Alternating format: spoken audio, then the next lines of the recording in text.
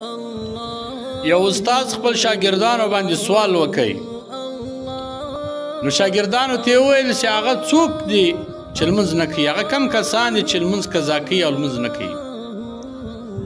یو شاګرد ولاړ سو ورته وویل هغه کسان دي چې مړه یې لمونځ نه کوي، یعنې مړه چې ده هغه لمونځ نه کوي. دویم شاګرد ورته وویل هغه کسان لمونځ نه کوي چې لمونځ یې نه زده. او دریم شاګرد ورته وویل هغه کافران لمونځ نه کوي، یعنې چې مسلمانان نه وي هغه لمونځ نه کوي، ولې که چیرې دی مسلمان نو خو لمونځ به کوي.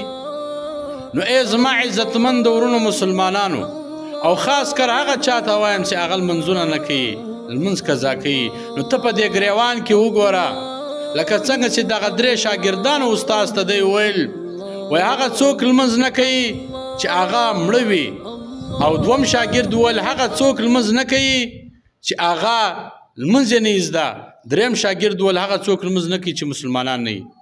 نو ته په دې ګریوان کې وګوره ای ځوانه چې لمونځونه قضا کوې، تا لمونځ نه ده زده چې لمونځ قضا کوې، او که مړه یې چې لمونځ قضا کوې، او که مسلمان نه یې چې لمونځ قضا کوې.